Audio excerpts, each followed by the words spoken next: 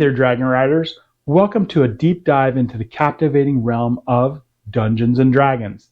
Today, I am thrilled to share with you an in-depth exploration into the crucial aspect of the game, that being determining the difficulty class, or what we refer to commonly as the DC, today on Fat Dragon Adventure. So picture this. Your party finds themselves in a precarious situation. They're surrounded by uncertainty and risk. The art of setting the DC lies in thinking about just how complicated the task is within the context of your game world. On a scale ranging from 10 to 20, ponder the challenge's severity and then select a number that really resonates with the gravity of the situation. DCs, as you may already know, span the spectrum from remarkably easy to nearly insurmountable. I feel that tasks falling below 10 really do not warrant any kind of dice rolling. I just usually let my characters, triumph effortlessly when it comes to any time that the DC is less than 10. On the flip side, however, challenges that surpass 20 I reserve for really formidable obstacles. I keep in mind the character's levels when evaluating what the DC should be when it exceeds 20. And they can still, like I say, they can still grapple with those, even though those kind of instances are rare.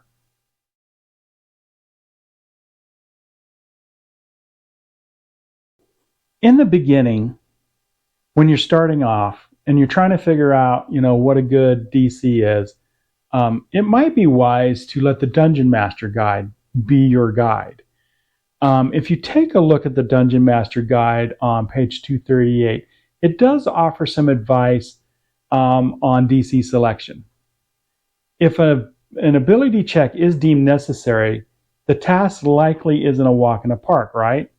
So the guide recommends DCs of 10, 15, and even 20 as fundamental benchmarks, with a DC 5 representing an undertaking that is easy. And like I kind of touched on earlier in this video, if it's less than 10, in my games anyway, if I'm thinking about a DC and I'm like, that's going to be less than 10, I don't even bother. I just let the characters pass effortlessly.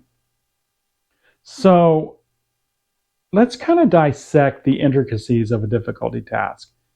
An easy task aligns with a DC of 10, while more moderate, challenging tasks, hover around 15, and a truly hard endeavor would be 20, sometimes even higher, like if it's heroic, it might be 25. A character boasting a mere 10 in their ability, devoid of proficiencies, attains success easily, roughly around 50% of the time, right? So moderately hard task demands a little more finesse, why a hard task that necessitates both skill and a dash of luck would probably be somewhere around a 20. So here's a nugget of wisdom. If you perceive a task as exceptionally challenging, don't hesitate to elevate the DC. However, exercise some caution, particularly in consideration of the character's level. A DC of 25 poses a formidable hurdle for low-level heroes, yet becomes a little more attainable for the well-seasoned or higher-level adventurers.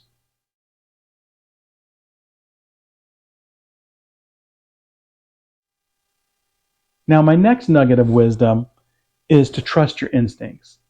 Resist the temptation to overthink things.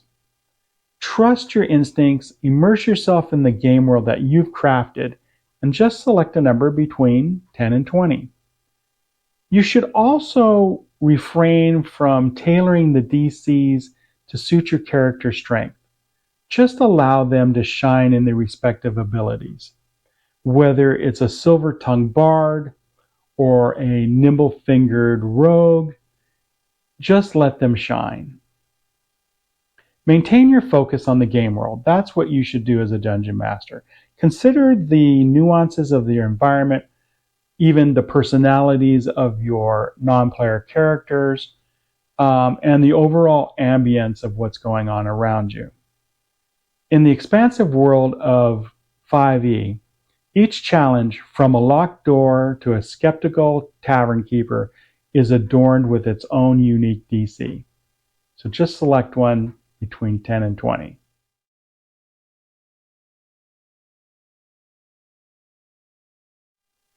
So here are my final thoughts, Dragon Riders. Take a moment to immerse yourself in the scenario that you've created and confidently choose a magic number between 10 and 20. Just let simplicity be your guide. Embrace the beauty of the uncomplicated, trust your creative instincts, and let the narrative unfold organically. It's really that simple. Well, Dragon Riders, that's all I have for you today. I'll see you next time for more RPG gaming discussion. And as always, ride that fat dragon. Thanks for watching.